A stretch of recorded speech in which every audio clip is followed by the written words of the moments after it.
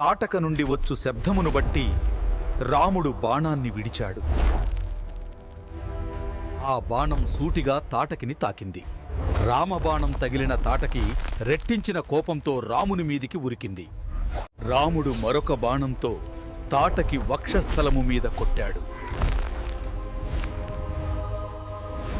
ఆ బాణము సరిగా తాటకి గుండెలోంచి దూసుకుపోయింది. తాటకి కిందపడి మరణించింది. తాటకి మరణించడం చూచి దేవతలు అంతా సంతోషించారు. దేవతల అందరి బదులు దేవేంద్రుడు విశ్వామిత్రునితో ఇలా అన్నాడు: ఓ మహర్షి, నీవు రాముని యందు ఎక్కువ వాత్సల్యము చూపుము. వృషాశ్వునిచే సృష్టింపబడిన అస్త్రశస్త్రములను అన్నింటినీ రామునికి ఉపదేశింపుము. ఎందుకంటే రాముడు భవిష్యత్తులో లోక కంటకులైన రాక్షసులను సంహరించవలసి ఉన్నది. తరువాత దేవేంద్రుడు దేవతలు వెళ్ళిపోయారు. ఇంతలో సంధ్యా సమయము అయ్యింది. తాటకను చంపిన రాముని సంతోషంతో చూచాడు విశ్వామిత్రుడు. వాత్సల్యంలో అతని తల నిమిరాడు. ఎందుకంటే రాముడు భవిష్యత్తులో లోక కంటకులైన రాక్షసులను సంహరించవలసి ఉన్నది. ఓ రామా, సంధ్యా సమయము అయినది. మనము ఈ రాత్రికి ఇచ్చటనే విశ్రమించి రేపు ఉదయము మన ప్రయాణము కొనసాగిద్దాము. రామలక్ష్మణులు దానికి అంగీకరించారు. అందరూ ఆ రాత్రికి తాటకా వనములో విశ్రమించారు. మరునాడు ఉదయము విశ్వామిత్రుడు రామలక్ష్మణులను మేల్కొలిపాడు. మరునాడు అందరూ నిద్రలేచారు. ప్రాతఃకాలములో ఆచరించవలసిన సంధ్యావందనము మొదలగు కార్యక్రమములు నిర్వహించారు. విశ్వామిత్రుడు రామునితో: రామా, నీకు దివ్యాస్త్రములు అన్నీ ఇస్తాను. వాటితో నీవు దేవతలను, అసురులను, గంధర్వులను యుద్ధములో జయింపగలవు. నీకు దివ్యమైన దండచక్రమును, ధర్మచక్రమును, కాలచక్రమును, విష్ణు చక్రమును, అతి ఉగ్రమైన ఇంద్రాస్త్రమును, వజ్రాస్త్రమును, శివుని శూలముతో సమానమైన శూలాస్త్రమును, బ్రహ్మశిరోనామకాస్త్రమును, అన్నిటికంటే ఉత్తమము బ్రహ్మాస్త్రమును నీకు ప్రసాదించెదను. మోదకి, శిఖరి అనే 2 గదాయుధములను కూడా ఇస్తాను. నీకు ధర్మపాశము, కాలపాశము, వారుణాస్త్రము ఇస్తాను.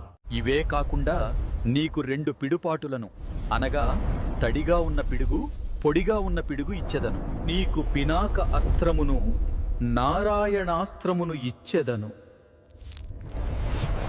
నీకు ఆగ్నేయాస్త్రమును, వాయువ్యాస్త్రమును ఇచ్చెదను. ఓ రామా, నీకు హయశిరము, క్రౌంచ అస్త్రము అనే 2 శక్తులను ప్రసాదిస్తున్నాను. రాక్షసులు వాడేటటువంటి అస్త్రములు కంకాళము, ముసలము, కపాళము, కంకణము నీకు ఇస్తున్నాను. ఓ రామా, నీకు విద్యాధరము అనే మహాస్త్రమును, నందనము అనే ఖడ్గమును ఇస్తున్నాను. నీకు గాంధర్వ అస్త్రమును, సౌర అస్త్రమును ఇస్తున్నాను. ఇవి నిద్రావస్థను కలుగచేస్తాయి, విముక్తులను చేస్తాయి. నీకు దర్పణ, శోషణ, సంతాపన, విలాపన మొదలగు అస్త్రములు, మన్మధుడు ఉపయోగించే మదనాస్త్రమును, పిశాచములు వాడే మోహనాస్త్రమును ప్రసాదిస్తున్నాను. ఓ రామా, ఇంకా నీకు తామసాస్త్రము, సౌమనాస్త్రము, సంవర్ధాస్త్రము, సత్యము అనే అస్త్రము, పరమశ్రేష్టమైన మాయాధరాస్త్రము, అత్యంత శక్తివంతము, భయంకరము అయిన త్వష్టురాస్త్రమును. ఈ అస్త్రములు అన్నీ కామరూపులు తమకు ఇష్టం వచ్చిన రూపములు ధరింపగలవు. అత్యంత బలము కలవి. వీటిని నా నుండి వెంటనే గ్రహించు. రాముడు వాటిని భక్తి శ్రద్ధలతో గ్రహించాడు. ఆ అస్త్రములు అన్ని దేవతలకు కూడా ప్రయోగ ఉపసంహారములతో గ్రహించడం దుర్లభము. అటువంటిది రాముడు. ఆ అస్త్ర సముదాయమును అవలీలగా అధ్యయనం చేశాడు. ధర్మమే రాముని ఆయుధము, విశ్వామిత్రుడు మంత్రములను ఉచ్చరిస్తూ ఒకటి వెంట ఒక అస్త్రమును రామునికి ఇస్తూ ఉంటే విశ్వామిత్రుడు ఉపదేశించిన అస్త్రములు అన్నింటినీ రాముడు భక్తితో స్వీకరించాడు. ఆ అస్త్రమునకు అధిదేవతలు వచ్చి రాముని ముందు నిలబడి, మీరంతా నా మనసులో ఉంటూ నేను మిమ్ములను స్మరించినప్పుడు నా వద్దకు రండి. తరువాత రామలక్ష్మణులు విశ్వామిత్రుని వెంట ప్రయాణమయ్యారు. ఇది వాల్మీకి విరచిత రామాయణ మహాకావ్యములో బాలకాండలో 27వ సర్గ సంపూర్ణము. శ్రీమద్ రామాయణము బాలకాండ 28వ సర్గ. ఆ ప్రకారంగా విశ్వామిత్రుని వెంట నడుస్తున్న రాముడు మార్గమధ్యంలో ఆయనను చూచి ఇలా అన్నాడు. ఓ మహర్షి, తమరు నాకు ఎన్నో అస్త్రములను ఉపదేశించారు. ఇప్పుడు నేను దేవతలకు రాక్షసులకు అజేయుడనయ్యాను అని వాటికి ఉపసంహారము కూడా తెలియజేస్తే బాగుంటుంది కదా అని అడిగాడు రాముడు. అస్త్రములను ఉపసంహరించడం అంటే ఒకసారి వేసిన అస్త్రమును టార్గెట్ను ఢీకొట్టక ముందే వెనుకకు తీసుకోవడం. ఆ రోజుల్లో అస్త్రము వేసే శక్తి, దానిని ఉపసంహరించే శక్తి రెండూ ఉండేవి. నేటి రోజుల్లో తుపాకీ గాని, పిస్టల్ గాని, మిసైల్స్ గాని ఒకసారి ప్రయోగిస్తే సంగతులు ఇంకా వెనకకు తిరిగి రావు టార్గెట్ను ధ్వంసం చేస్తాయి. అది నేటి అస్త్రశక్తి. ఆ మాటలకు సంతోషించాడు విశ్వామిత్రుడు. రామునికి తాను ఉపదేశించిన అన్ని అస్త్రములకు ఉపసంహారము కూడా ఉపదేశించాడు. అంతేకాకుండా పూర్వము వృషాశ్వునిచే సృష్టింపబడిన అస్త్రములు అన్నిటినీ రామునికి ఉపదేశించాడు. ఆ అస్త్రముల పేర్లు వాల్మీకి 7 శ్లోకములలో చెప్పాడు.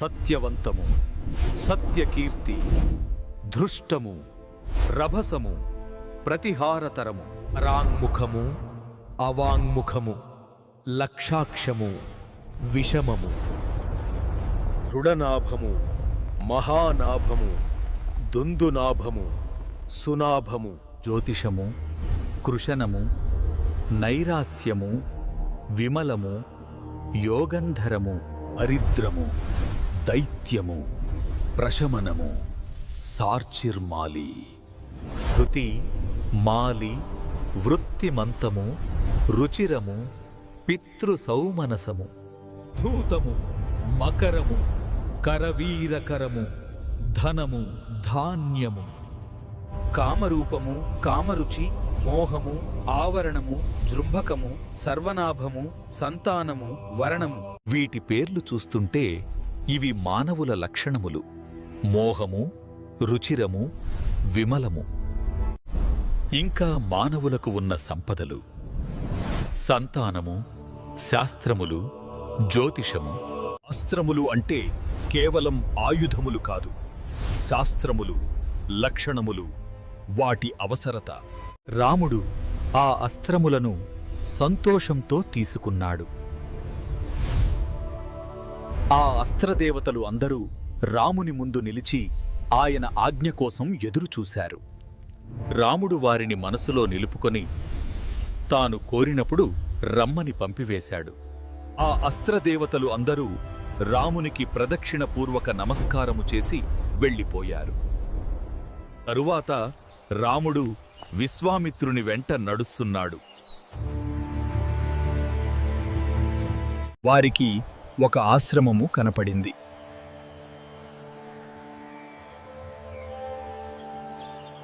ఆ ఆశ్రమము మంచి ఫలవృక్షములతోనూ పూల తీగలతోనూ అత్యంత మనోరంజకంగా ఉంది. హర్షి,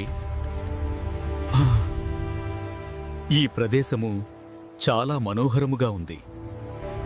మనము ఆ రాక్షస ప్రాంతము వదిలిపెట్టినాము అనుకుంటాను.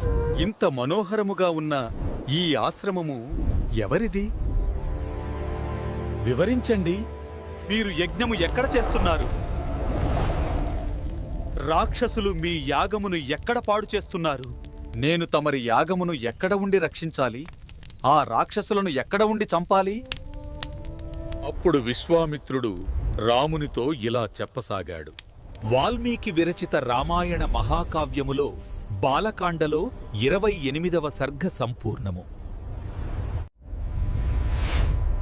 శ్రీమద్ రామాయణము బాలకాండ 29వ సర్గ. రాముడు ఆ వనమును గురించి ప్రశ్నించగా విశ్వామిత్రుడు ఇలా బదులు చెప్పాడు. ఈ ప్రదేశములోనే శ్రీ మహావిష్ణువు 100 యుగముల పాటు తపస్సు చేశాడు. వామనావతారమునకు ముందు శ్రీ మహావిష్ణువు ఇక్కడనే నివసించేవాడు. కశ్యపుడు ఇక్కడ తపస్సు చేసి సిద్ధి పొందినందువలన దీనిని సిద్ధాశ్రమము అని అంటారు. ఈ మహావిష్ణువు ఇక్కడ తపస్సు చేస్తూ ఉన్న కాలంలో బలిచక్రవర్తి దేవతలందరినీ జయించి ముల్లోకమును పరిపాలిస్తున్నాడు.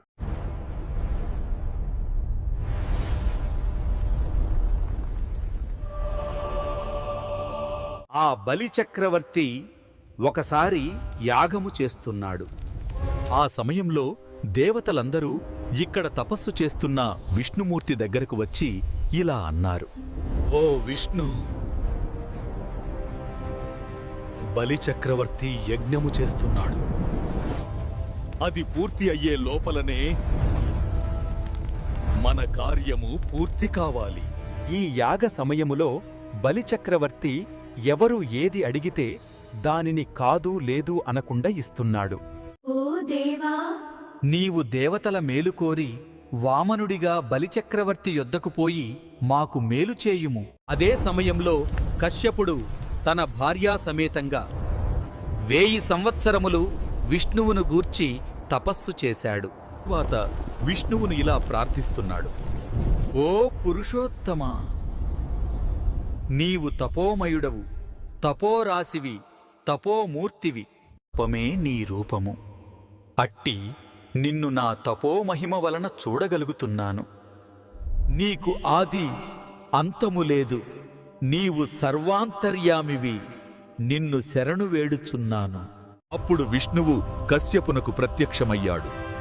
ఏమి వరం కావాలో కోరుకోమన్నాడు. భగవాన్, నీవు నాకు అదితికి పుత్రుడుగా జన్మించు. హే భగవాన్, నాకు పుత్రుడుగా జన్మించి నన్ను కృతార్థుడిని చెయ్యి. కశ్యపుడు కోరుకున్నట్టు విష్ణుమూర్తి కశ్యపునకు అదితికి వామనుడిగా జన్మించాడు. వెంటనే బలిచక్రవర్తి వద్దకు వెళ్ళాడు.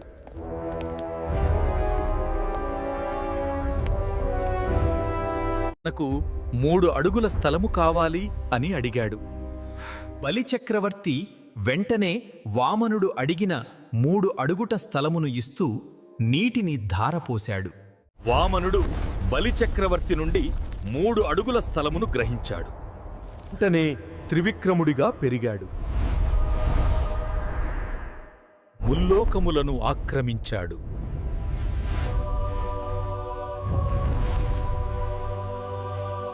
బలి చక్రవర్తిని ఓడించాడు. స్వర్గాధిపత్యమును మరలా మహేంద్రునికి అప్పగించాడు. దాంతో ముల్లోకములు మరలా మహేంద్రుని అధీనంలోకి వచ్చాయి. వామనుడి మీద ఉన్న భక్తి చేత నేను కూడా ఇదే ఆశ్రమములో నివసిస్తున్నాను.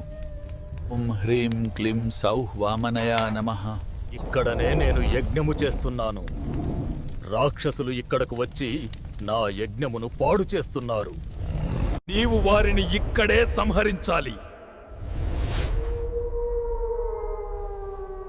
ఇప్పుడు మనము సిద్ధాశ్రమములో ప్రవేశిస్తున్నాము.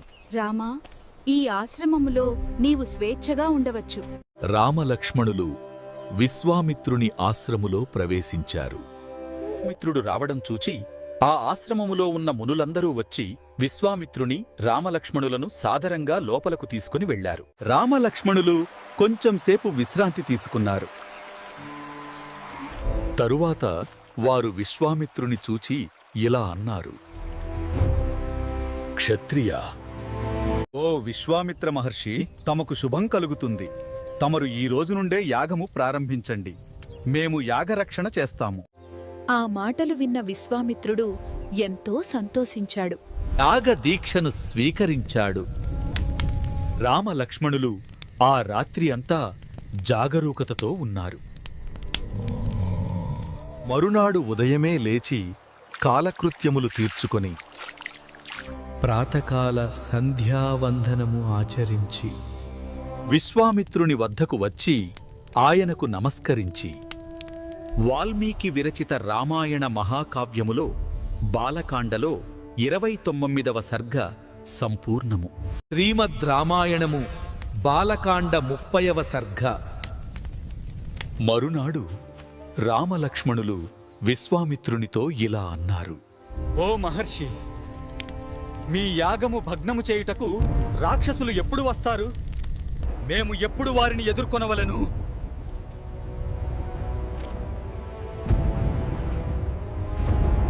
ఎందుకంటే రాక్షసులు వచ్చిన తక్షణం మేము వారిని ఎదుర్కోవాలి కదా. ఆ సమయంలో విశ్వామిత్రుడు మౌనముద్రలో ఉన్నాడు. అందుకని ఆయన పక్కనే ఉన్న ఋషులు రామలక్ష్మణులతో ఇలా అన్నారు. మహర్షుల వారు మౌనదీక్షలో ఉన్నారు. నేటి నుండి 6 రాత్రులు మీరు యాగమును రక్షించవలెను.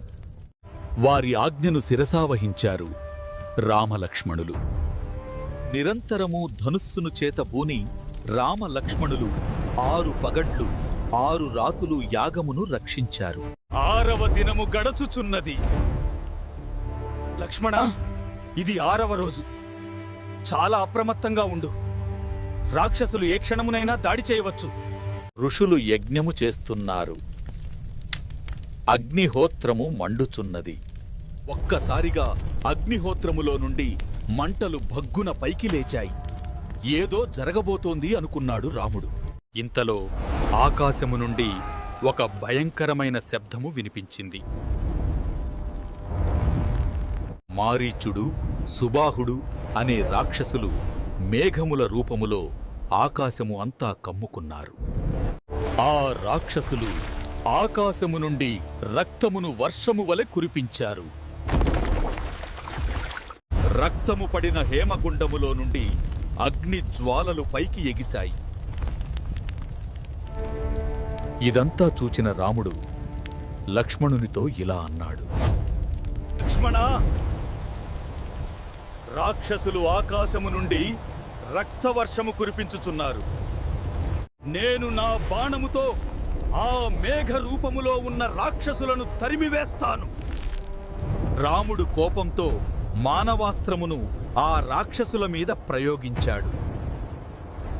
రాముడు ప్రయోగించిన మానవాస్త్రము మారీచుని వక్షస్థలము మీద సూటిగా తగిలింది. ఆ అస్త్రము దెబ్బకు మారీచుడు 100 యోజనముల దూరములో ఉన్న సముద్రములో పోయి పడ్డాడు. లక్ష్మణ, నేను సంధించిన మానవాస్త్రము ఎవరినీ చంపదు. వెంటనే రాముడు ఆగ్నేయాస్త్రమును సుబాహుని మీద సంధించాడు.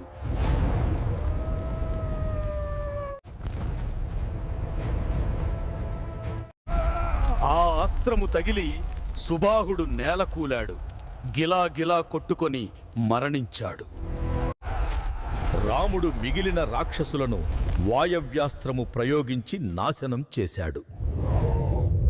ఆ ప్రకారంగా రాముడు విశ్వామిత్రుని యజ్ఞమునకు భంగము కలిగించు రాక్షసులనందరినీ తన దివ్యాస్త్రములతో సమూలంగా చంపాడు. యజ్ఞము నిర్విఘ్నముగా పూర్తి అయింది. విశ్వామిత్రుడు దీక్ష నుండి లేచాడు. రామలక్ష్మణులను చూచాడు.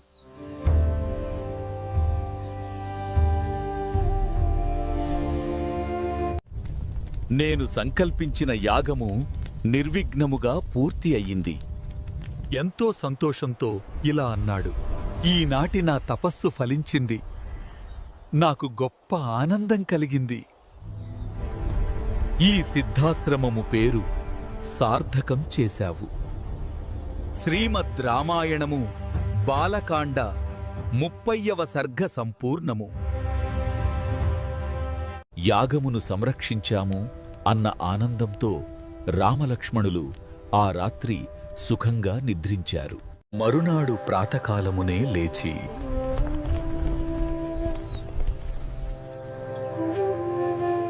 సంధ్యావందనాది కార్యములు పూర్తి చేసుకొని రామలక్ష్మణులు విశ్వామిత్రుడు తదితర ఋషుల వద్దకు వెళ్ళారు. వారు విశ్వామిత్రునికి భక్తితో నమస్కరించి ఇలా అన్నారు: ఓ మహర్షి, మేము నీ భటుల మాదిరి వచ్చి నిలిచి ఉన్నాము. ఏమి చెయ్యవలనో ఆజ్ఞాపించండి.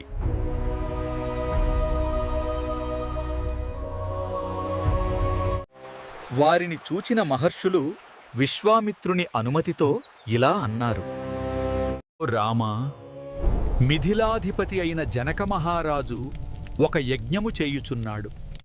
రాముడు కోపంతో మానవాస్త్రమును ఆ రాక్షసుల మీద ప్రయోగించాడు.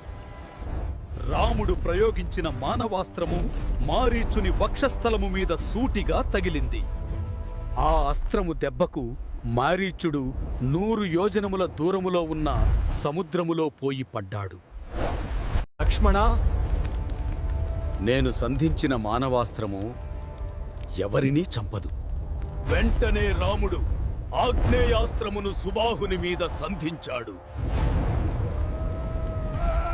ఆ అస్త్రము తగిలి సుబాహుడు నేలకూలాడు. గిలాగిలా కొట్టుకొని మరణించాడు. రాముడు మిగిలిన రాక్షసులను వాయవ్యాస్త్రము ప్రయోగించి నాశనం చేశాడు. ఆ ప్రకారంగా రాముడు విశ్వామిత్రుని యజ్ఞమునకు భంగము కలిగించు రాక్షసులనందరినీ తన దివ్యాస్త్రములతో సమూలంగా చంపాడు. విశ్వామిత్రుడు దీక్ష నుండి లేచాడు. రామ లక్ష్మణులను చూచాడు. నేను సంకల్పించిన యాగము నిర్విఘ్నముగా పూర్తి అయ్యింది. ఈనాటి నా తపస్సు ఫలించింది. నాకు గొప్ప ఆనందం కలిగింది. ఈ సిద్ధాశ్రమము పేరు సార్థకం చేశావు. యాగమును సంరక్షించాము అన్న ఆనందంతో రామలక్ష్మణులు ఆ రాత్రి సుఖంగా నిద్రించారు. మరునాడు ప్రాతకాలమునే లేచి సంధ్యావందనాది కార్యములు పూర్తి చేసుకొని రామలక్ష్మణులు విశ్వామిత్రుడు తదితర ఋషుల వద్దకు వెళ్ళారు. వారు విశ్వామిత్రునికి భక్తితో నమస్కరించి ఇలా అన్నారు: ఓ మహర్షి, మేము నీ భటుల మాదిరి వచ్చి నిలిచి ఉన్నాము. ఏమి చెయ్యవలనో ఆజ్ఞాపించండి.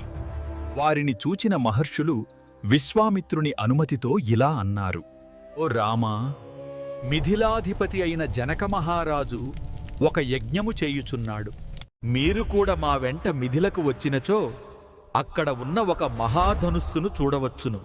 ఆ ధనుస్సు సామాన్యమైనది కాదు, చాలా బలము కలది, భయంకరమైనది. ఆ ధనుస్సును పూర్వము యజ్ఞములో దేవతలు జనకునికి ఇచ్చారు. దానిని దేవతలు, గంధర్వులు, అసురులు, రాక్షసులు ఎవరూ కూడా ఎత్తలేరు. ఎందుకంటే ఎంతో మంది రాజులు ఆ ధనుస్సును ఎత్తబోయి విఫలమయ్యారు.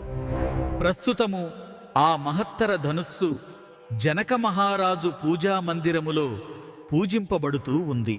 తరువాత విశ్వామిత్రుడు రామ లక్ష్మణులతో తదితర ఋషులతో కలిసి మిథిలకు ప్రయాణమయ్యాడు. అందరూ ఉత్తర దిక్కుగా వెళుతున్నారు. దాదాపు 100 బండ్లలో అందరూ వెళుతున్నారు. చాలా దూరము ప్రయాణము చేసి అందరూ శోణ నదీ తీరము చేరుకున్నారు. ఆ రాత్రికి అక్కడే గడపాలని అందరూ నిర్ణయించుకున్నారు. సాయంకాలము చెయ్యవలసిన సంధ్యావందనము, అగ్ని కార్యములను పూర్తి చేసుకొని అందరూ విశ్వామిత్రుని ముందు కూర్చున్నారు.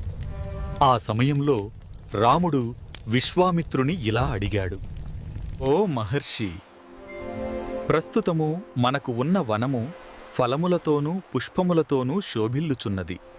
ఈ వనము పేరు ఏమి? దీని గురించి నాకు తెలియజేయండి.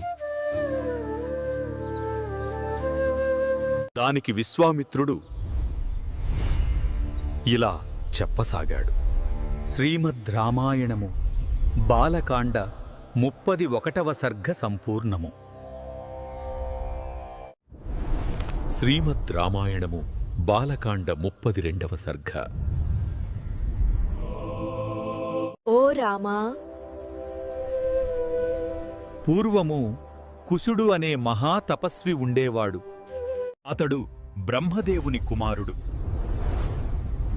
అతడు సకల ధర్మములను తెలిసినవాడు, మంచివాడు. విదర్భ రాజకుమారి ఆయన భార్య.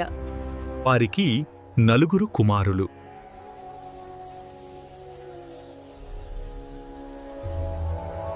వారి పేర్లు కుశాంబుడు, కుశనాభుడు, అధూర్తజసుడు, వసువు.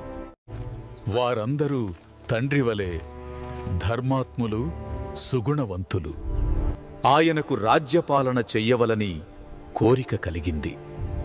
అప్పుడు ఆ కుశుడు తన పుత్రులతో ఇలా అన్నాడు: ఓ పుత్రులారా, మీరు ధర్మమును అనుసరించి రాజ్యపాలన చెయ్యండి. తండ్రి మాటను అనుగరించి ఆ 4 జనపదములను నిర్మించారు. కుశాంబుని చేత నిర్మింపబడిన నగరము పేరు కౌసాంబి. కుశనాథుని చేత నిర్మింపబడిన నగరము పేరు మహోదయము. అధూర్త రజసుడు నిర్మించిన నగరము పేరు ధర్మారణ్యము. వసువు నిర్మించిన నగరము పేరు గిరివ్రజపురము. మనము ఇప్పుడు ఉన్న ప్రాంతము వసువు నివసించిన గిరివ్రజపురము భూమి. ఈ సోణ నది తూర్పు నుండి పడమరకు ప్రవహిస్తూ ఉంటుంది. ఈ నదీ పరీవాహక ప్రాంతములన్నీ సస్యశ్యామలములైన పంట పొలాతో నిండి ఉన్నాయి. కుశనాభుని భార్య ఘృతాచి. వారికి 4 కుమార్తెలు. ఆ కన్యలందరూ లోకోత్తర సౌందర్యవతులు. వారికి యుక్త వయసు వచ్చింది. ఒకరోజు ఆ కన్యలందరూ వనవిహారము చేస్తున్నారు.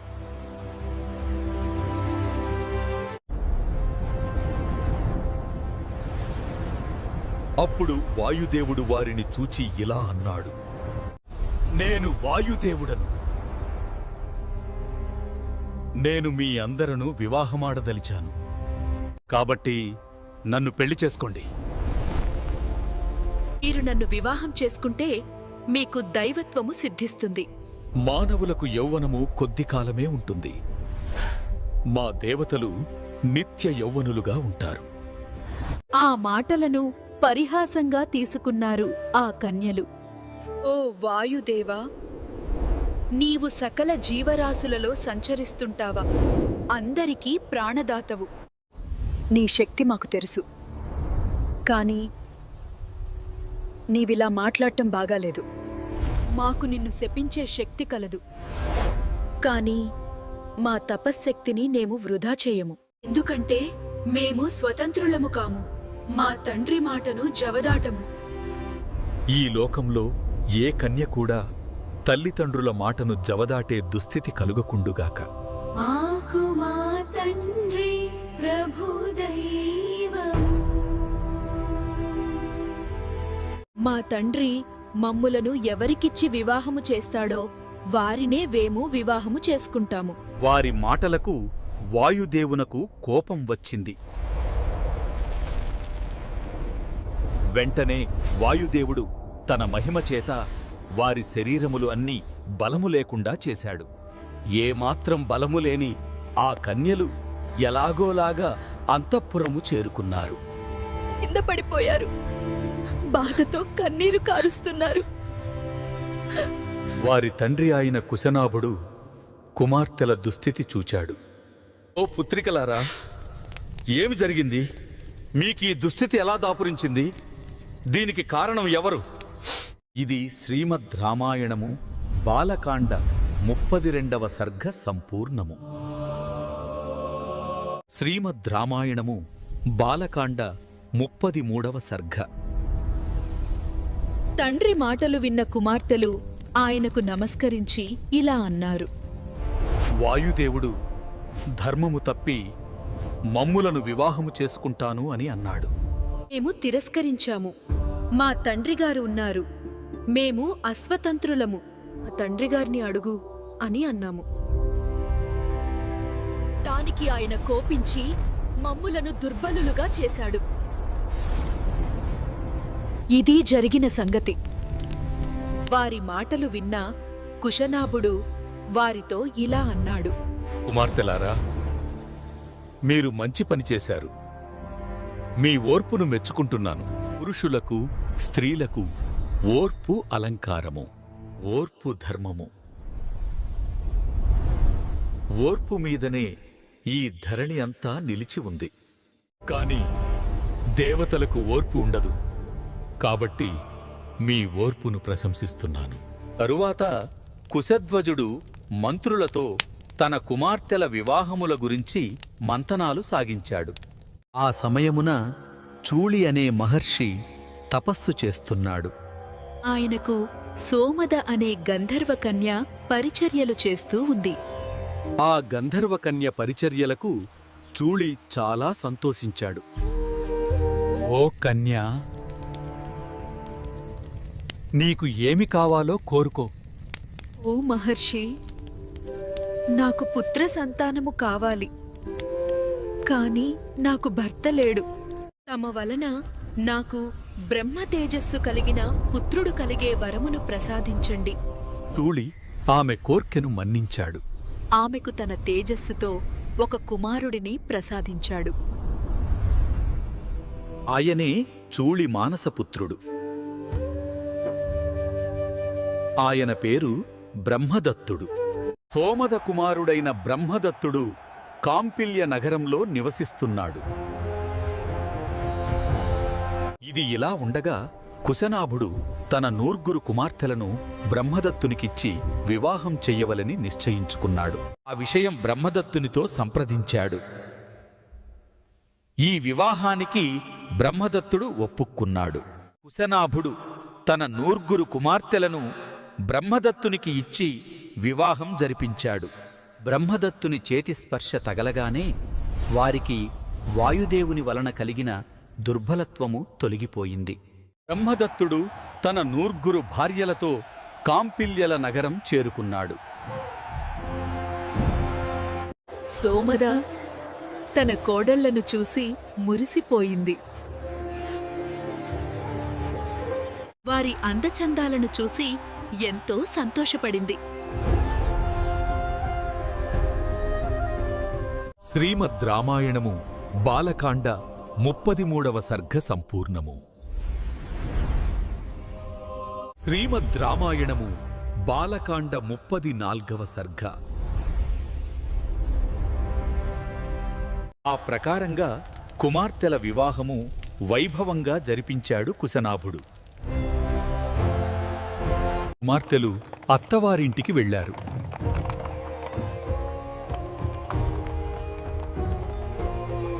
అప్పుడు తనకు పుత్ర సంతానము కావాలని అనుకున్నాడు కుశనాభుడు.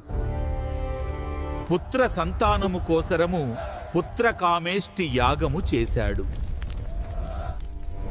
ఆ యాగము జరుగుతున్న సమయములో కుశుడు తన కుమారుడైన కుశనాభునితో ఇలా అన్నాడు. అరా, నీకు సకల సద్గుణ సంపన్నుడు ధార్మికుడు అయిన కుమారుడు జన్మించగలడు అని పలికి తాను బ్రహ్మలోకమునకు వెళ్ళిపోయాడు. కొంతకాలము జరిగింది. కుశనాభునకు గాధి అనే కుమారుడు జన్మించాడు. ఆ గాధి నా తండ్రి. సుకుని వంశమున పుట్టడం చేత నేను కౌశికుడనే పేరుతో కూడా పిలువబడుతున్నాను. నాకు ఒక జ్యేష్ఠ సోదరి ఉండేది. ఆమెను నా తండ్రి గాధిరుచకుడు అనువానికి ఇచ్చి వివాహము చేశాడు. ఆమె తన భర్తతో పాటు సశరీరంగా స్వర్గమునకు వెళ్ళింది. ఆమె ఈ భూమి మీద కౌశికి అనే పేరుతో ఒక మహానదిగా ప్రవహిస్తూ ఉంది.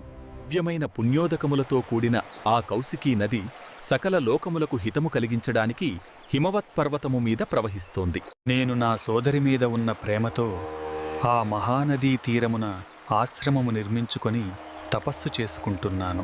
ఈ యాగము చేయుట కొరకు సిద్ధాశ్రమమునకు వచ్చాను. నీ వలన యాగమును నిర్విఘ్నముగా పూర్తి చేయగలిగాను. నా కార్యము సిద్ధించింది.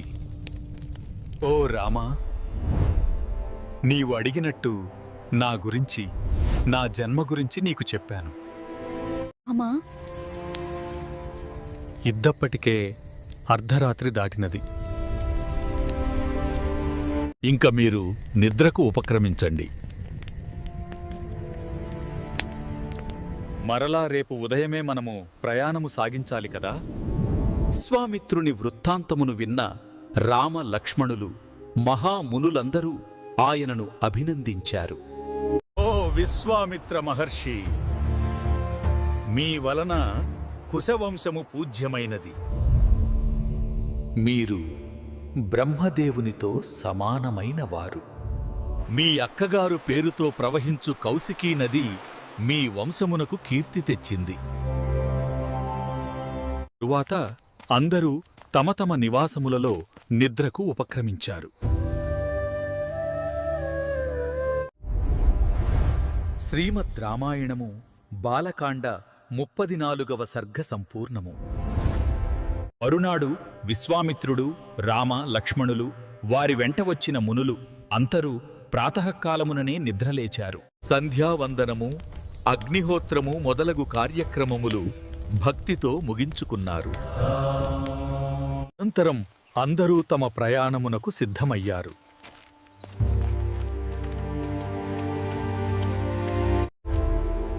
అందరూ శాంతమైన అరణ్య మార్గముల గుండా తమ ప్రయాణమును కొనసాగించారు. మధ్యాహ్న సమయమునకు గంగానదీ తీరమునకు చేరుకున్నారు. పవిత్రమైన గంగాతీరం వారందరికీ విశ్రాంతి, శాంతిని ప్రసాదించింది. వారందరూ గంగానదీలో స్నానములు చేసి పితృతర్పణములు విడిచారు. మధ్యాహ్న భోజనములు అయిన తరువాత అందరూ విశ్వామిత్రుని చుట్టూ కూర్చున్నారు. ఓ మహర్షి, ఇచ్చట గంగానది 3 పాయలుగా ప్రవహించుచున్నది కదా. ఇది ఎలా ఏర్పడినది? ఈ గంగానది ఎక్కడ సముద్రములో కలుస్తుంది? వివరించండి. విశ్వామిత్రుడు గంగానది గురించి, దాని ఉత్పత్తి గురించి ఇలా చెప్పసాగాడు. ఓ రామా, హిమవంతుడు అనే రాజు ఉండేవాడు. అతనికి హిమవత్ పర్వతము నివాసము.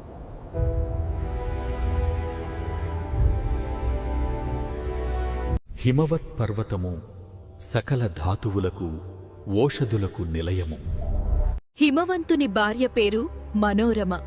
మనోరమ ఆమె మేరు పర్వతము కుమార్తె. వారికి 2 కుమార్తెలు ఉండేవారు. వారి పేర్లు గంగా, ఉమ. దేవతలందరూ హిమవంతుని వద్దకు పోయి గంగను తమకు ఇమ్మని అడిగారు. లోకముల మేలు కోరిన హిమవంతుడు తన పెద్ద కుమార్తె గంగను దేవతలకు ఇచ్చాడు. గంగ దేవతలతో పాటు వెళ్ళిపోయింది.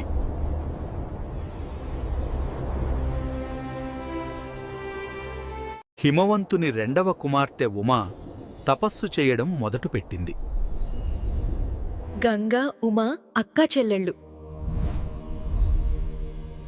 గంగ ఆ ప్రకారము దేవతల వెంట ఆకాశమునకు వెళ్ళింది. హిమవంతుడు తన 2వ కుమార్తె ఉమను మహాశివునికి ఇచ్చి వివాహము చేశాడు.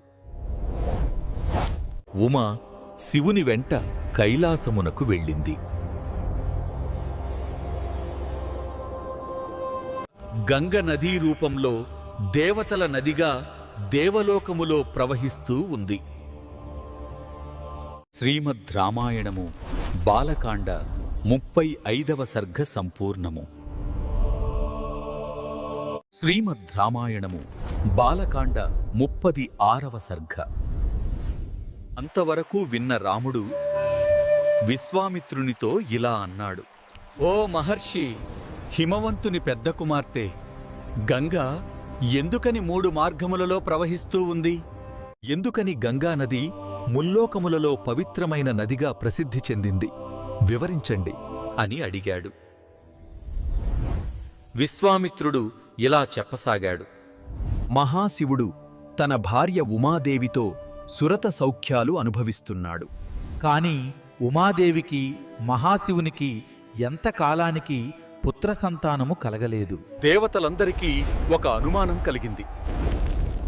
మహాశివునికి ఉమాదేవికి పుట్టబోయే పుత్రుని భరించే శక్తి ఈ లోకాలకు ఉందా అని. దేవతలందరూ బ్రహ్మదేవుని తీసుకొని మహాశివుని వద్దకు వెళ్లారు.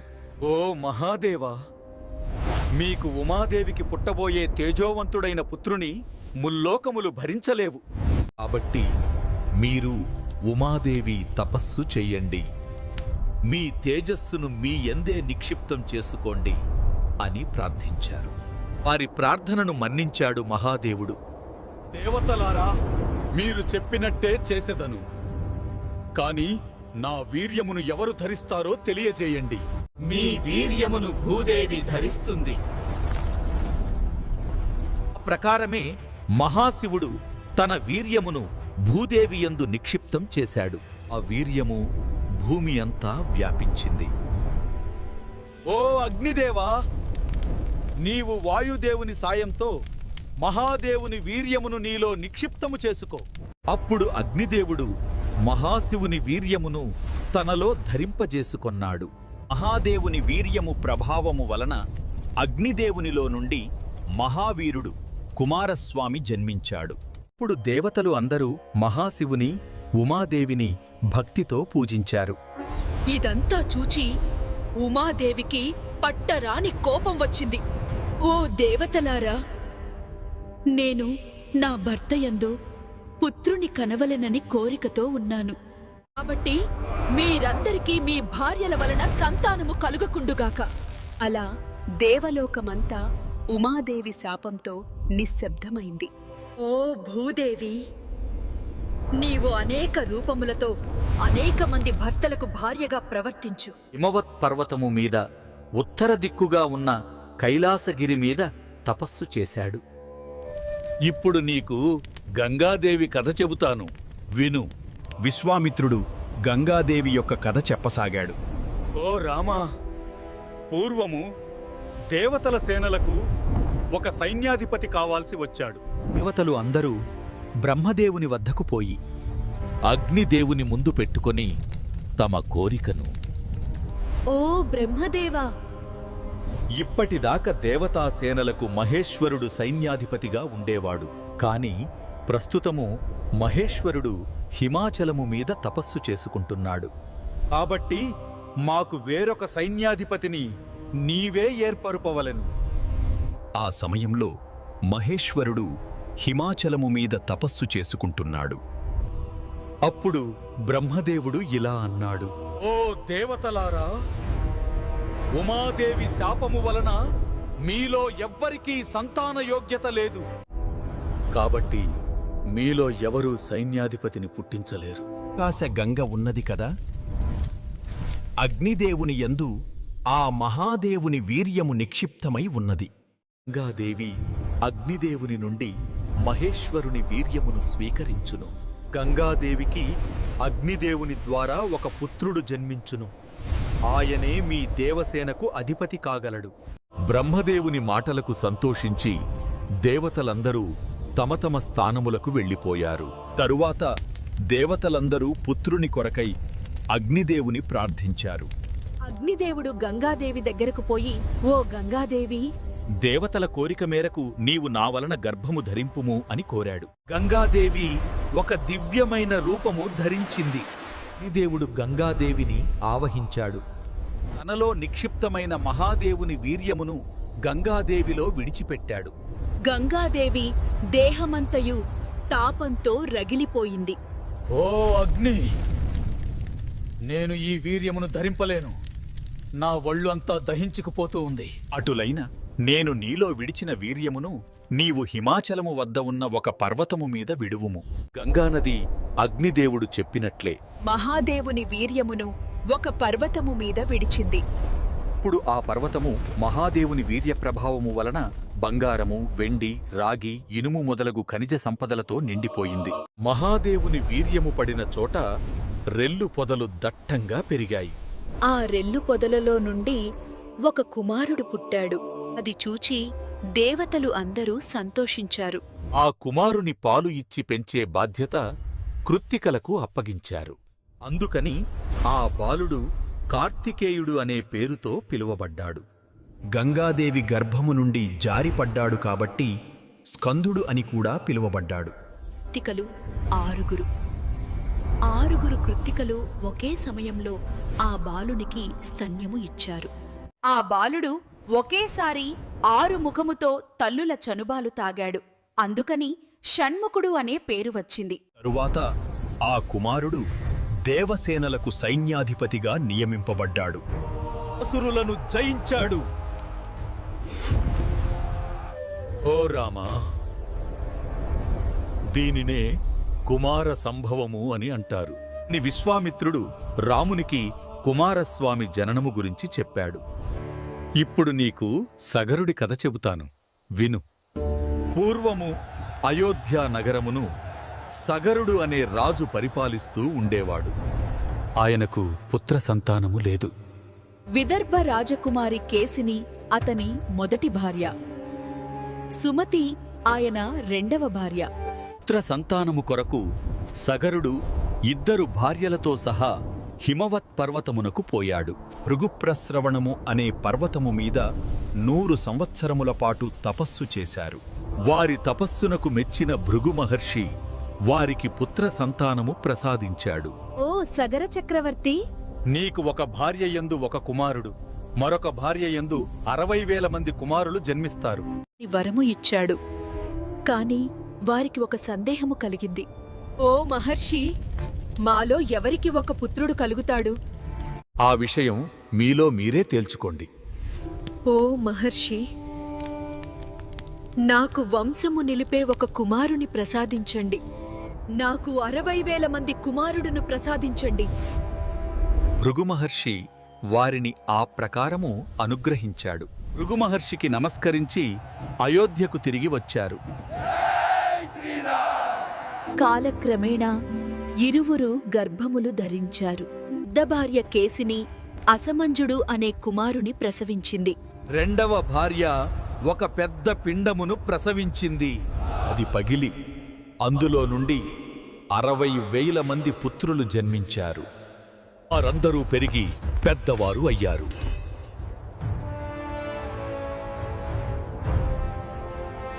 వారందరూ ఆటలు ఆడుతూ ఉండగా పెద్దవాడు మిగిలిన వారిని నీటిలో ముంచి వారు అరిచి కేకలు పెడుతుంటే ఆనందించేవాడు. అనేక రకములైన పాప కార్యములను చేయుతూ జనులను బాధపెడుతూ ఉండేవాడు. వాడి బాధపడలేక సగరుడు అసమంజుని రాజ్యము నుండి వెళ్ళగొట్టాడు. ఆ అసమంజుని పుత్రుడు అంశుమంతుడు. అతడు తండ్రి మాదిరి కాకుండా ఎంతో ధార్మికుడు, సజ్జనుడు. అందరూ అతనంటే ఇష్టపడేవారు. కొంతకాలము తరువాత సగరుడు ఒక యజ్ఞమే చెయ్య సంకల్పించాడు. పురోహితులను ఋత్తిక్కులను సంప్రదించాడు.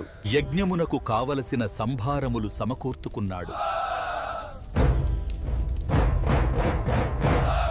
యజ్ఞము చేయ పూనుకున్నాడు.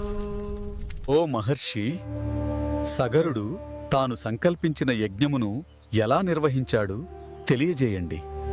సగరుని యజ్ఞము హిమాచలము, వింధ్య పర్వతముల మధ్య జరిగింది. సగరుడు యజ్ఞాశ్వమును విడిచిపెట్టాడు.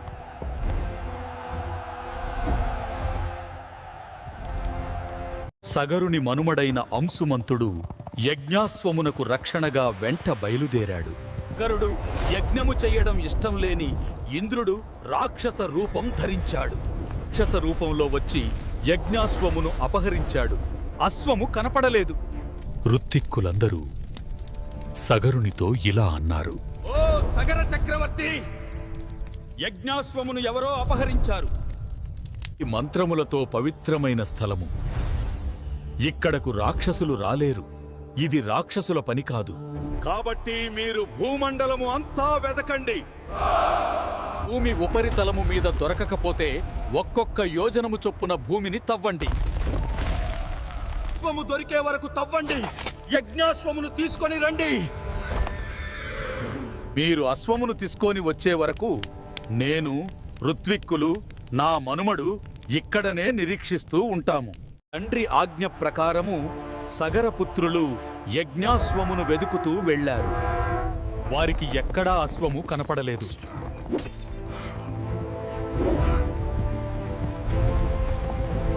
వారు భూమిని తవ్వనారంభించారు.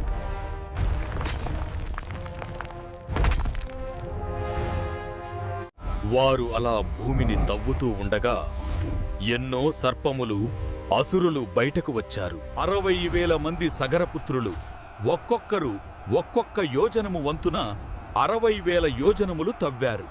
భూమి అంతా పాతాళంగా మారిపోయింది.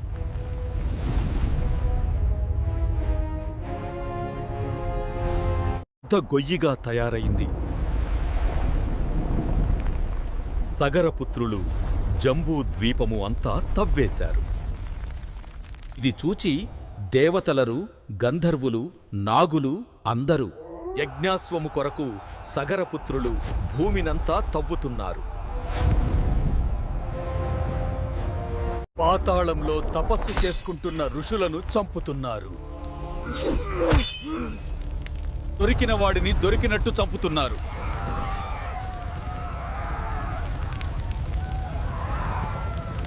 ఎన్నో జీవజాలములు నశించిపోతున్నాయి.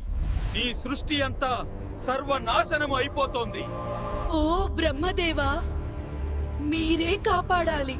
భయంతో వణికిపోతున్న దేవతలతో బ్రహ్మదేవుడు ఇలా అన్నాడు: ఓ దేవతలారా, భయపడకండి. ఈ భూమి ఆ సర్వేశ్వరుడు విష్ణువుకు చెందినది. ఆయన కపిలావతారములో ఈ భూమిని రక్షిస్తున్నాడు. ఆ సగర కుమారులను ఆయనే శిక్షిస్తాడు. ఆ సగర కుమారుల చావు కపిలుని చేతిలో ఉంది.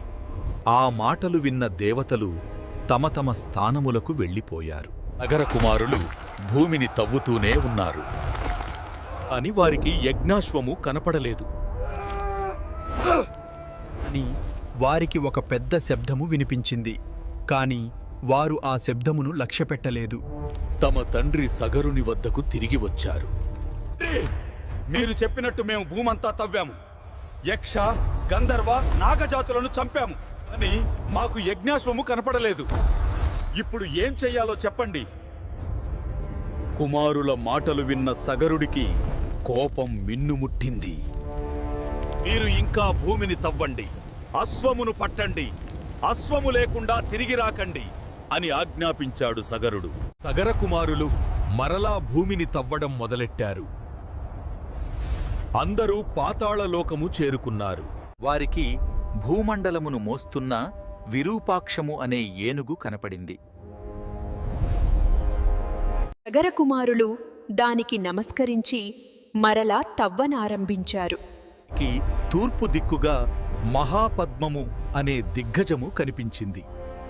పశ్చిమ దిక్కున భూమండలమును మోస్తున్న సౌమనసము అనే దిగ్గజము కనిపించింది. సగర కుమారులు ఆ ఏనుగుకు కూడా ప్రదక్షిణము చేసి నమస్కారము చేశారు. ఉత్తర దిక్కున కూడా వారికి భద్ర అనే దిగ్గజము కనిపించింది. సగర కుమారులు ఆ దిగ్గజమునకు కూడా పూజాదికములు నిర్వహించి నమస్కరించారు. తరువాత వారు ఈశాన్య దిక్కుగా తవ్వనారంభించారు. ఈశాన్య దిక్కుగా వారికి గడ్డి మేయుచున్న యజ్ఞాశ్వము కనిపించింది. ఆ అశ్వమునకు కొంత దూరంలో మహావిష్ణు అవతారమైన కపిల మహర్షి తపస్సు చేసుకుంటూ కనిపించాడు. అశ్వమును చూడగానే వారి శరీరాలు కోపంతో కంపించాయి. ఆ కపిలుడే తమ అశ్వమును దొంగిలించాడు అని అనుకొని తమ వద్ద ఉన్న ఆయుధముతో కపిలుని మీదికి దూకారు. నీవేనా మా యజ్ఞాశ్వమును దొంగిలించినది? మేమెవరమో తెలియనా? మేము సగర చక్రవర్తి కుమారులము. మా యజ్ఞాశ్వమునే దొంగిలిస్తావా అంటూ కపిలుని చుట్టుముట్టారు. కపిలుడు కళ్ళు తెరిచాడు.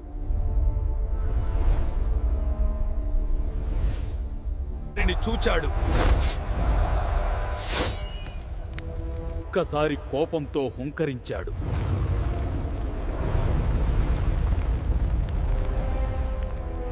ఆ కపిలుని హుంకారంలో నుండి పుట్టిన అగ్నిలో.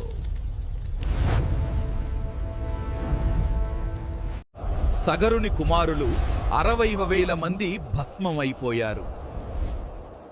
ఇక్కడ సగరుడు తన కుమారుల రాక కోసం ఎదురుచూస్తున్నాడు.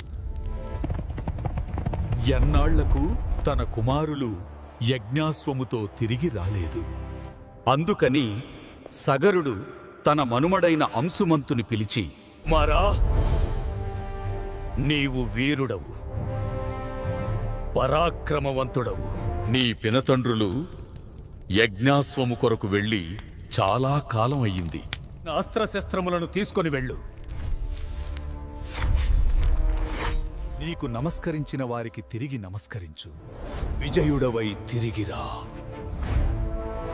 సగరుడి మనుమడు అయిన అంశుమంతుడు తాతగారికి నమస్కరించి తన పినతండ్రులను వెతుకుతూ అంశుమంతుడు బయలుదేరాడు. అంశుమంతుడు తన పినతండ్రులు తవ్విన మార్గమును వెతుక్కుంటూ వెళ్ళాడు. వారిలో అంశుమంతుడు దిగ్గజములను చూచాడు. వారిని తన పినతండ్రుల జాడను గురించి అడిగాడు.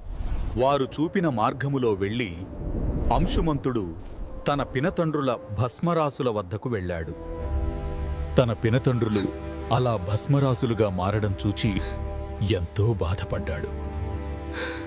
పక్కనే పచ్చిమేయుచున్న యజ్ఞాశ్వమును చూచాడు. ఇంక మిగిలింది తన పినతండ్రులకు తర్పణములు విడవాలి. చూచాడు. ఎక్కడా జలాశయము కనపడలేదు. అప్పుడు గరుడు అక్కడకు వచ్చాడు.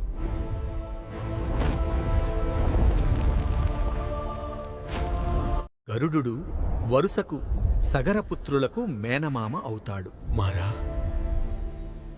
నీ పినతండ్రుల మరణమునకు చింతింపకుము. నీ పినతండ్రులు కపిల మహర్షి శాపముతో భస్మము అయ్యారు. వీరికి ఉదక తర్పణము ఇవ్వడం ఉచితము కాదు.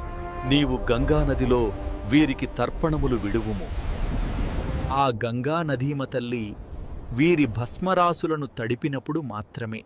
బట్టి నీవు వీరిని గురించి చింతింపక నీ తాతగారి యజ్ఞమును నిర్వర్తింపుము. గరుడుని మాట ప్రకారము అంశుమంతుడు యజ్ఞాశ్వమును తీసుకొని తన పురమును చేరుకున్నాడు. యజ్ఞదీక్షలో ఉన్న సగర చక్రవర్తితో జరిగినది అంతా చెప్పాడు. గరుడు తనకు తెలిపిన విషయములు అన్నీ చెప్పాడు. యజ్ఞాశ్వమును ఆయనకు అప్పగించాడు. సగరుడు తన కుమారుల మరణమునకు చింతించాడు. తరువాత తేరుకొని యథావిధిగా యజ్ఞమును పూర్తి చేశాడు. ఇప్పుడు గంగను తీసుకొని వచ్చి కుమారుల భస్మరాసులను తడపడం ఎలాగా అని ఆలోచిస్తున్నాడు సగరుడు. గంగ దేవతల అధీనములో స్వర్గములో ప్రవహిస్తూ ఉంది. దానిని భూమి మీదకు తీసుకొని వచ్చు ఉపాయము దొరకలేదు సగరునకు. సగరుడు 30,000 సంవత్సరములు ధర్మబద్ధంగా రాజ్యపాలన చేశాడు. కాని గంగను భూమి మీదకు తీసుకురావడం ఆయనకు సాధ్యమవలేదు. కాలం నెమ్మదిగా సాగిపోయింది. కాలము తీరి సగరుడు స్వర్గస్థుడయ్యాడు. ధర్మంతో జీవించిన రాజు స్వర్గలోకాన్ని అధిరోహించాడు. ఇదితో శ్రీమద్ రామాయణము బాలకాండ 41వ సర్గ సంపూర్ణము. సగర చక్రవర్తి మరణించిన తరువాత ఆయన మనుమడు అంశుమంతుడు చక్రవర్తి అయ్యాడు. అంశుమంతుని కుమారుడు దిలీపుడు. అంశుమంతుడు దిలీపునకు రాజ్యము కట్టబెట్టి తాను తపస్సు చేసుకోవడానికి అరణ్యములకు వెళ్ళాడు. దిలీపుడు తన పితామహులకు స్వర్గలోక ప్రాప్తి కలిగించుట, ఆకాశగంగను భూమి మీదికి ఎలా తీసుకురావాలో అని ఆలోచిస్తున్నాడు. కాని తగిన ఉపాయము దొరకలేదు. ఆ మనోవ్యధతోనే దిలీపుడు మరణించాడు. ఆ దిలీపుని కుమారుడు భగీరథుడు. భగీరథునికి పుత్ర సంతానము లేదు.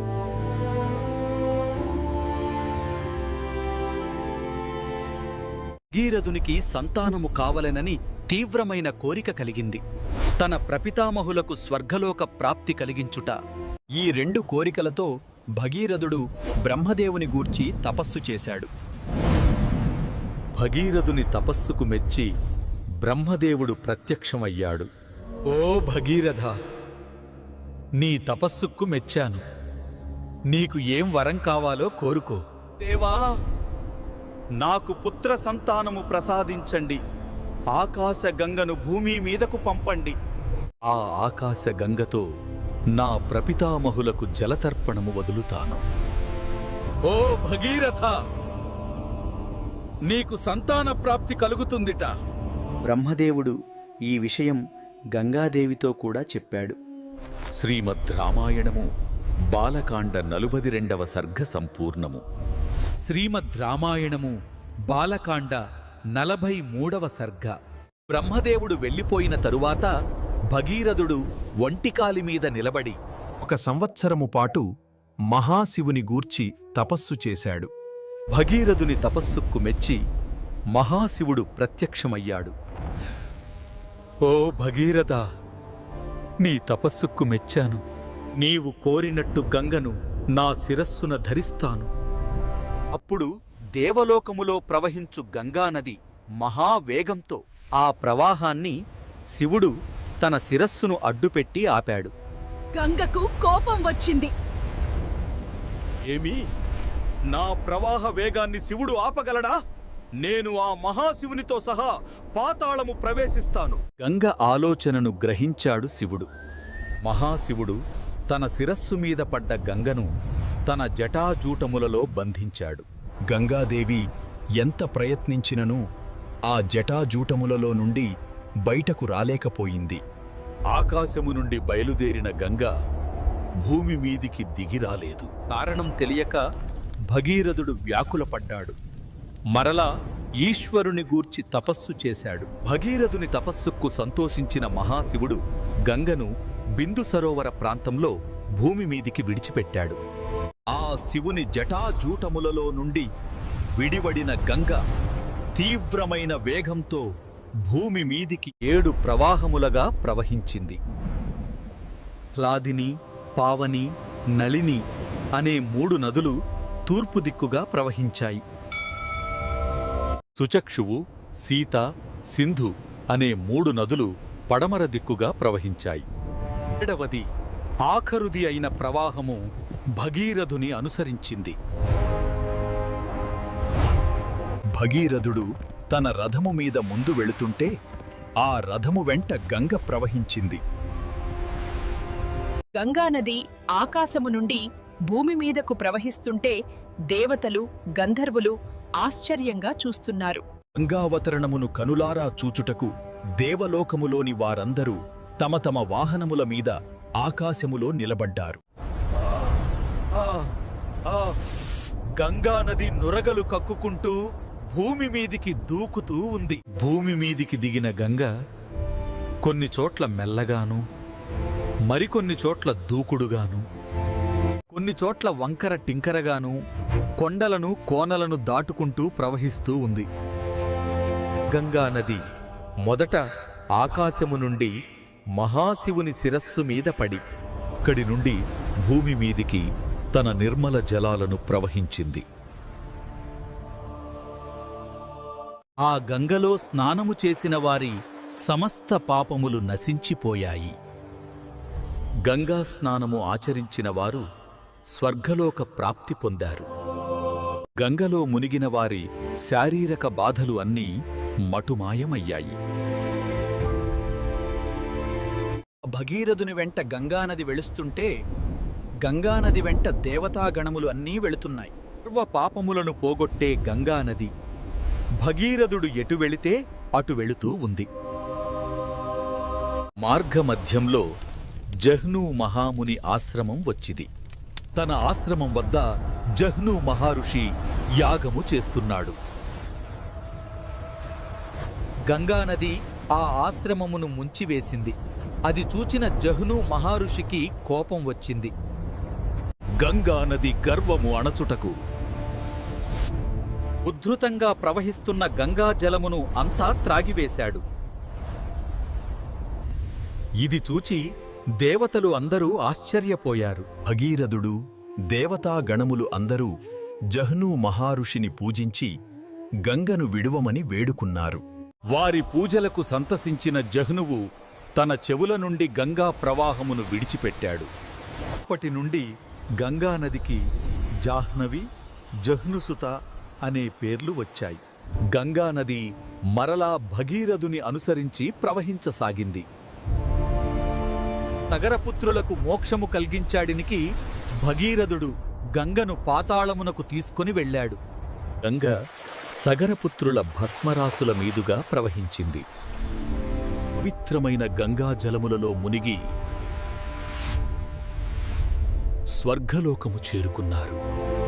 శ్రీమద్ రామాయణము బాలకాండ 43వ సర్గ సంపూర్ణము. భగీరథుని మనోరథము నెరవేరినది. వారిని పునీతులను చేసినది. వారందరికీ స్వర్గలోక ప్రాప్తి కలిగించినది. గంగా జలము స్వర్గము నుండి భూమికి ప్రవహించుట మొదలైనది. గంగా జలము సగరపుత్రుల భస్మరాసుల మీద ప్రవహించినది. ఇప్పుడు బ్రహ్మదేవుడు భగీరథునితో ఇలా పలికాడు. నీవు కోరినట్టు గంగ సగరపుత్రుల భస్మరాసుల మీదుగా ప్రవహించినది. గంగను నీవు స్వర్గము నుండి భూమికి తీసుకొని వచ్చావు. ఆమె నీకు పుత్రికతో సమానము. ఈ గంగ దేవలోకము నుండి భూలోకమునకు, అక్కడి నుండి పాతాళమునకు ప్రవహించింది. ఓ భగీరథ, ఈ పవిత్ర గంగా జలముతో నీ పితరులకు తర్షణములు విడిచి నీ మాట నిలబెట్టుకో. ఎందుకంటే పూర్వము సగర చక్రవర్తి మనుమడు, అంశుమంతుడు, దిలీపుడు ఎవరూ ఈ పని చెయ్యలేకపోయారు. దేవలోకములో ఉన్న గంగను భూలోకమునకు తీసుకొని వచ్చి మహోపకారము చేశావు. అఖండమైన కీర్తి ప్రతిష్టలు సంపాదించుకున్నావు. రోజు నుండి ప్రతిరోజు ఈ పుణ్య గంగాజలములలో స్నానము చేసి పునీతుడవు కా అని పలికాడు బ్రహ్మ. తరువాత బ్రహ్మ తన లోకమునకు వెళ్ళిపోయాడు. తరువాత భగీరథుడు తన పితరులకు, పితామహులకు, ప్రపితామహులకు జలతర్పణములు విడిచి వారికి పుణ్యలోకములు ప్రాప్తించేటట్టు చేశాడు. వారికి పుణ్యలోకములు ప్రాప్తించెదము. ఓ రామా, ఇది గంగావతరణము కథ. ఈ గంగావతరణము కథ చదివినవాడు, విన్నవాడు పాపములు నశించి పుణ్యలోకములు పొందుతాడు. అమా, సంధ్యాకాలము అయినది. వెళ్ళి సంధ్యావందనాది కార్యక్రమములు నిర్వర్తించెదము. శ్రీమద్ రామాయణము బాలకాండ 44వ సర్గ సంపూర్ణము. ఓ శ్రీమద్ రామాయణము బాలకాండ 45వ సర్గ. విశ్వామిత్రుడు చెప్పిన గంగావతరణము కథను ఆశ్చర్యముతో విన్నారు రామలక్ష్మణులు. ఆ రాత్రి అంతా గంగావతరణము కథనే మననం చేసుకుంటూ నిద్రపోయారు. మరునాడు పొద్దుటే లేచారు.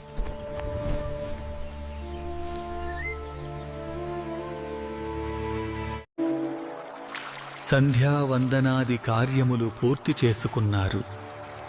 ఇద్దరూ విశ్వామిత్రుని వద్దకు వచ్చారు. అప్పుడు రాముడు విశ్వామిత్రునితో ఇలా అన్నాడు. ఓ మహర్షి, మీరు చెప్పిన గంగావతరణము కథ మాకు ఎంతో సంతోషమును, ఆశ్చర్యమును కలిగించింది. గడిచిన రాత్రి అంతా నేను, లక్ష్మణుడు ఆ కథనే మననం చేసుకున్నాము. మనము ఇప్పుడు ఆ పవిత్ర గంగానదిని దాటాలి కదా. అందుకు తగిన ఏర్పాట్లు ఈ ఆశ్రమములో ఉన్న మునికుమారులు చేశారు. తరువాత విశ్వామిత్రుడు, రామలక్ష్మణులు, వారితో వచ్చిన మునులు అందరూ గంగానదిని దాటారు. విశాల నగరము చేరుకున్నారు. ఓ ఆ విశాల నగరము చూచి రాముడు విశ్వామిత్రునితో ఇలా అన్నాడు. ఓ మహర్షి, ఈ నగరమును ఎవరు పరిపాలిస్తున్నారు? వారు ఏ రాజవంశమునకు చెందినవారు? వారి చరిత్ర ఏమిటి? మాకు వివరించండి. అప్పుడు విశ్వామిత్రుడు రామ లక్ష్మణులకు, మునులకు విశాల నగర వృత్తాంతమును చెప్పడం మొదలుపెట్టాడు. ఇప్పుడు నీకు ఈ ప్రదేశములో ఏమి జరిగిందో సవిస్తరంగా చెబుతాను, విను. కృతయుగములో దితిపుత్రులు అదితిపుత్రులు ఉండేవారు. వారు మహాబలవంతులు, పరాక్రమవంతులు, ధార్మికులు కూడా. ఓ వారికి ఒక అద్భుతమైన ఆలోచన వచ్చింది. క్షీరసాగరమును మధించి అమృతమును పొందాలని అనుకున్నారు. దితిపుత్రులు అదితిపుత్రులు క్షీరసాగరమును మధించాలని నిశ్చయించుకున్నారు. మందర పర్వతమును పెకలించి తెచ్చి క్షీరసాగరంలో పడవేశారు. వాసుకిని తాడుగా ఆ పర్వతమునకు చుట్టారు. మందర పర్వతము కవ్వముగా, వాసుకి తాడుగా క్షీరసాగరమును చిలకసాగారు. 1000 సంవత్సరములు గడిచాయి. వాసుకి తన తలల నుండి విషాన్ని కక్కడం మొదలెట్టాడు. ఆ విషంలో నుండి హలము పుట్టింది. ఆ హలము జగత్తును అంతటినీ దహించసాగింది. దేవతలందరూ ఆ హాలాహలము నుండి లోకాలను రక్షించమని మహేశ్వరుడిని ప్రార్థించారు.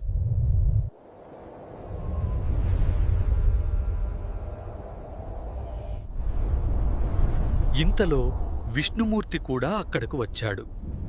ఓ మహాదేవా, నీవు అందరికన్నా పెద్దవాడివి. దేవాసురులు క్షీరసాగరం మధిస్తుంటే ముందు హాలాహలము పుట్టింది. ఆ హలము లోకాలన్నింటినీ నాశనం చేసే శక్తితో ఉప్పొంగింది. అందరికన్నా పెద్దవాడికి నువ్వు కాబట్టి హాలాహలమును గ్రహించుటకు నీవే సమర్థుడివి. కాబట్టి పెద్దవాడిగా ఆ హాలాహలమును తీసుకో. తరువాత మహావిష్ణువు అక్కడి నుండి వెళ్ళిపోయాడు. మహాశివుడు హాలాహలమును అమృతము మాదిరి తాగాడు. తరువాత శివుడు కూడా వెళ్ళిపోయాడు. మరలా దేవతలు అసురులు క్షీరసాగరమును మధించసాగారు. ఇంతలో మరొక ఉత్పాతము జరిగింది. కింద ఆధారము ఏమీ లేకపోవడంతో మందర పర్వతము క్షీరసాగరం అడుక్కుపోసాగింది. అప్పుడు మరలా దేవతలు అసురులు విష్ణుమూర్తిని ప్రార్థించారు. ఓ మహాబాహో, సర్వభూతములకు నీవే దిక్కు, మా మొర ఆలకించి. ఓ మహాబాహో, సర్వభూతములకు నీవే దిక్కు, మా మొర ఆలకించి ఈ మందర పర్వతమును పైకెత్తు, మాకు సాయం చెయ్యి. దేవతల మొరను విన్న విష్ణువు తాను కూర్మ రూపం, తాబేలు రూపం ధరించాడు.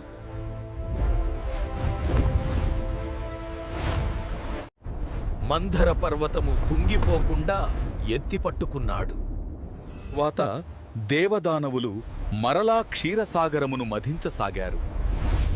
తరువాత వరుణుని కుమార్తె వారుణి మధ్యమునకు అధిదేవత తనను ఎవరు పరిగ్రహిస్తారా అని అనుకుంటూ బయటకు వచ్చింది. ఆ వారునిని దితిపుత్రులు స్వీకరించలేదు. అదితిపుత్రులు స్వీకరించారు. సురను స్వీకరించకపోవడం చేత దితిపుత్రులు అసురులు అయ్యారు.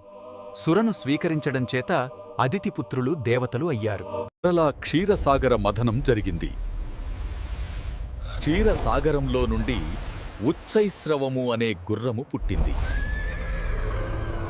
తరువాత కౌస్తుభము అనే మణి పుట్టింది.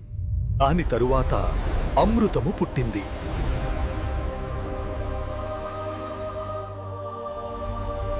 ఓ అమృతము కోసరము దేవతలు అసురులు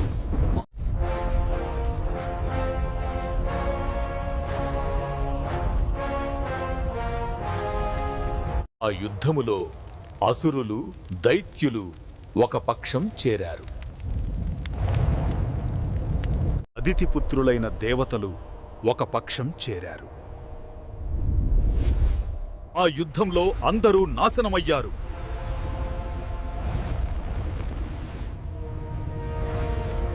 తరువాత శ్రీ మహావిష్ణువు మోహిని రూపంలో అమృతమును హరించుకుపోయాడు. దానితో దానవులకు కోపం వచ్చింది. విష్ణువుతో యుద్ధానికి దిగారు. శ్రీ మహావిష్ణువు వారినందరినీ సంహరించాడు. దేవతలకు అధిపతి దేవేంద్రుడు ముల్లోకములకు అధిపతి అయ్యాడు. శ్రీమద్ రామాయణము బాలకాండ 45వ సర్గ సంపూర్ణము. శ్రీమద్ రామాయణము బాలకాండ 46వ సర్గ. ఓ రామా!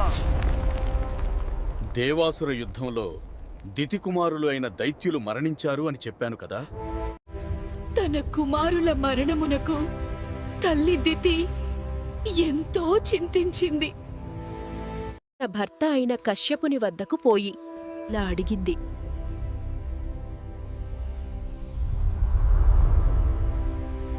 నాథా, నీ కుమారులైన దేవతలు నా కుమారులైన దైత్యులను చంపివేశారు. ఆ దేవతలను చంపేవాడు నాకు పుత్రుడుగా కావాలి. దేవేంద్రుని చంపగల పరాక్రమవంతుడిని నాకు పుత్రుడుగా ప్రసాదించు.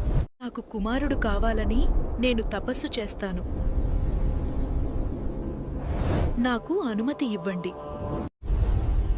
ఆ మాటలు విన్న కశ్యపుడు దితితో ఇలా అన్నాడు. ఓ దితి, నీ కోరిక నెరవేరుతుంది. యుద్ధంలో ఇంద్రుని జయించగల పుత్రుడు నీకు కలుగుతాడు. దితిని తన చేతితో ఒళ్లంతా తడిమాడు. దితిని ఆశీర్వదించి తపస్సుకు వెళ్ళిపోయాడు కశ్యపుడు. తాను కూడా కుశప్లవనము అనే ప్రదేశములో తపస్సు చేసింది. ఆమె తపస్సు చేస్తున్న సమయంలో దేవేంద్రుడు స్వయంగా వచ్చాడు. ఆమెకు పరిచర్యలు చేశాడు.